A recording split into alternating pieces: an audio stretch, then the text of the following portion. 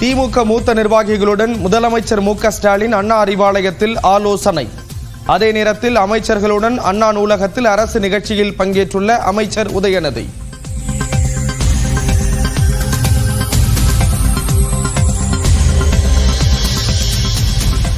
அண்ணா அறிவாலயத்திற்கு வர தொடங்கியுள்ள திமுக தொண்டர்கள் இனிப்பு பட்டாசுகளுடன் தயார் நிலை.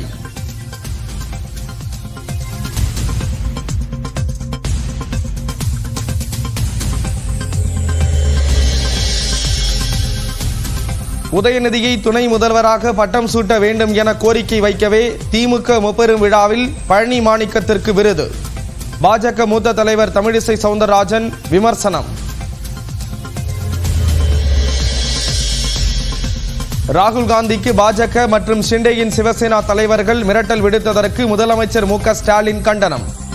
உரிய பாதுகாப்பு வழங்க வேண்டும் என மத்திய அரசுக்கு வலியுறுத்தல். ராகுல் காந்தியை அவமதித்ததுடன் மிரட்டல் விடுத்த பாஜக மத்திய அமைச்சர் மற்றும் மூத்த தலைவருக்கு கண்டனம். டெல்லியில் போராட்டத்தில் ஈடுபட்ட இளைஞர் காங்கிரசார் கைது.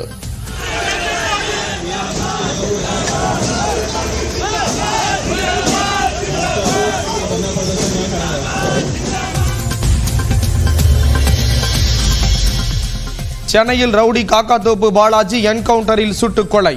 வியாசர்பாடி பகுதியில் காவல்துறையினர் சுற்றி வளைத்த போது அவர்களை நோக்கி சுட்டதால் என்கவுண்டர்.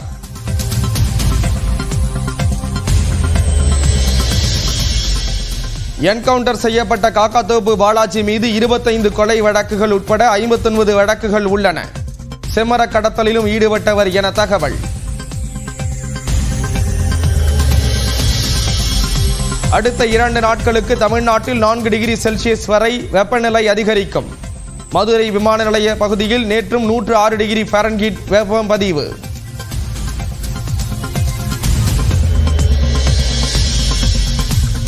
அமைச்சர்கள் தங்கம் தென்னரசு, KKSSR ராமச்சந்திரன் மீதான வழக்குகளில் தமிழ்நாடு அரசுக்கு நோட்டீஸ். விசாரணை நியாயமாக நடைபெற சிறப்பு அரசு வழக்கறிஞர்களை நியமிக்க கோரிய மனு மீது உத்தரவு.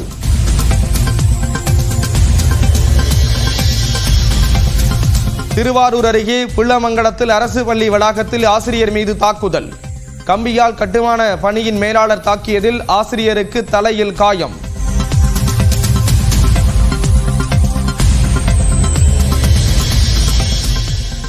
கோபிச்செட்டிப்பாளையம் அருகே கச்சேரிமேட்டில் உள்ள மாவட்ட சிறையில் கைதி வீடியோ கால் பேசிய விவகாரம். முதன்மை தலைமை காவலர் ராஜாராம் பணியிடை நீக்கம்.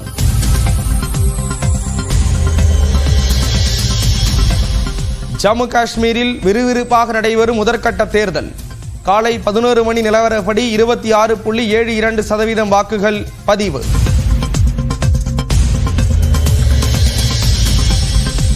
மின் கட்டண உயர்வை கண்டித்து புதுச்சேரியில் இந்தியா கூட்டணி சார்பில் முழு அடைப்பு போராட்டம். எல்லை பகுதியிலேயே பேருந்துகளில் இருந்து பயணிகள் இறக்கிவிடப்படுவதால் அவதி. ராமேஸ்வரம் சென்னை விரைவு ரயிலின் 3 பெட்டிகள் திருச்சியில் கடன்றதால் அதிர்ந்த பயணிகள். பொறியாளர்கள் வரவழைக்கப்பட்டு பெட்டிகள் ரயிலோடு இணைக்கப்பட்டன.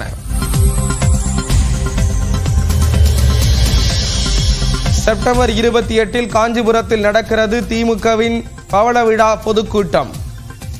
கூட்டணி கட்சி தலைவர்கள் பங்கேற்க அழைப்பு.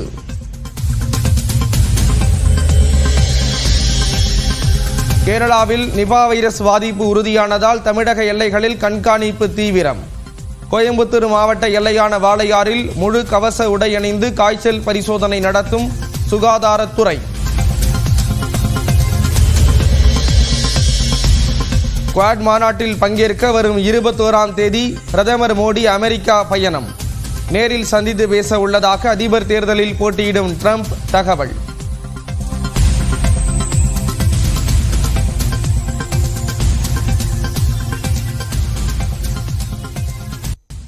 சென்னை அண்ணா அறிவாலயத்தில் திமுகவின் மூத்த நிர்வாகிகளுடன் முதலமைச்சர் மு.க.ஸ்டாலின் முக்கிய ஆலோசனையில் ஈடுபட்டிருக்கிறார். சட்டமன்ற தேர்தலுக்காக கட்சி ரீதியாக செய்யப்பட வேண்டிய மாற்றங்கள் குறித்து பரிந்துரைக்க திமுகவில் ஒருங்கிணைப்பு குழு அமைக்கப்பட்டது. அமைச்சர்கள் KN நேரு, ஏப வேலு, தங்கம் தென்னரசு, உதயநிதி ஸ்டாலின் மற்றும் அமைப்பு செயலாளர் RS பாரதி ஆகியோர் அடங்கிய இந்த குழுவினர் முதலமைச்சர் அமெரிக்காவில் இருந்தபோது இருமுறை ஆலோசனை நடத்தியிருந்தனர். முதலமைச்சர் தமிழ்நாடு திரும்பியதும் கட்சியில் மேற்கொள்ள வேண்டிய மாற்றங்கள் குறித்து பரிந்துரைக்கப்படும் என அமைச்சர் உதயநிதி அப்போது தெரிவித்திருந்தார். இதனிடையே நேற்று நடந்த திமுக பவள விழாவில் அமைச்சர் உதயநிதியை துணை முதலமைச்சராக்க வேண்டும் என முன்னாள் மத்திய அமைச்சர் பழனி மாணிக்கம் பேசியிருந்தார்.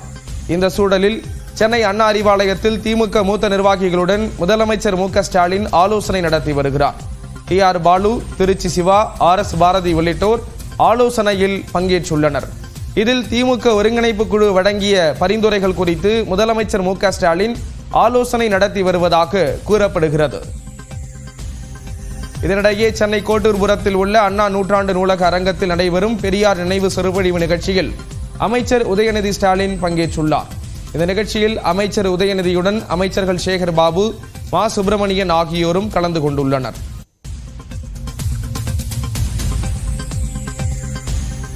உதயநிதியை துணை முதலமைச்சராக்க வேண்டும் என்ற கோரிக்கை வைக்கவே பழனி மாணிக்கத்திற்கு விருது வழங்கப்பட்டுள்ளதாக தமிழிசை சவுந்தரராஜன் விமர்சித்திருக்கிறார்.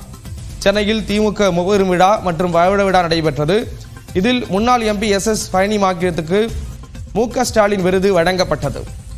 அதற்கு பின்னர் நிகழ்ச்சியில் பேசிய அவர், அமைச்சர் உதயநிதி ஸ்டாலினுக்கு துணை முதலமைச்சர் பதவி வழங்க வேண்டும் என்று முதலமைச்சர் ஸ்டாலினிடம் கோரிக்கை வைத்தார். இதுகுறித்து விமர்சித்துள்ள தமிழ்நாடு பாஜகவின் முன்னாள் தலைவர் தமிழிசை, பழனி மாணிக்கத்திற்கு விருது கொடுத்தது உதயநிதியை துணை முதலமைச்சராக பட்டம் சூட்ட வேண்டும் என கோரிக்கை வைக்கவே என குறிப்பிட்டிருக்கிறார். விரைவில் வாரிசுக்கு திமுகவின் மகுடம் சூட்டப்படுகிறதா என்றும் அவர் கேள்வி எழுப்பியிருக்கிறார்.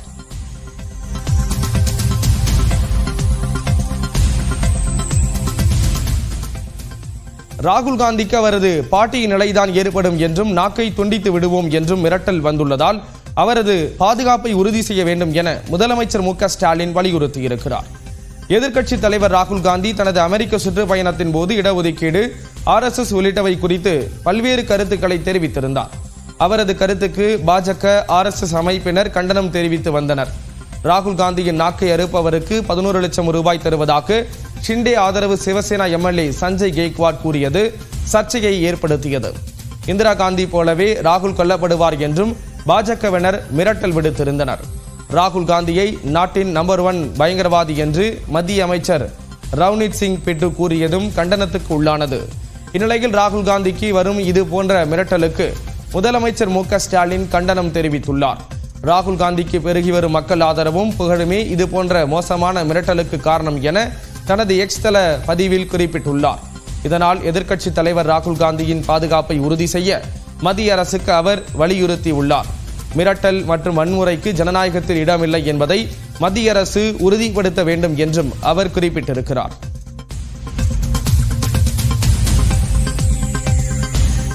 இதனிடையே ராகுல் காந்திக்கு மிரட்டல் விடுத்த பாஜகவினரை கண்டித்து டெல்லி காங்கிரஸ் கட்சியினர் போராட்டம் நடத்தினர்.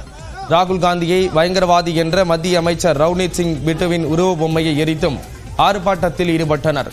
அவர்களை போலீசார் கைது செய்தனர்.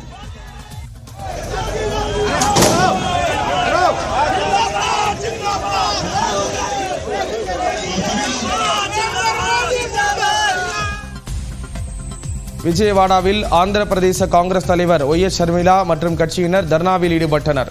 ராகுல் காந்திக்கு மிரட்டல் விடுத்த பாஜகவினருக்கு எதிராக கண்டன கோஷங்களையும் அவர்கள் எழுப்பினர்.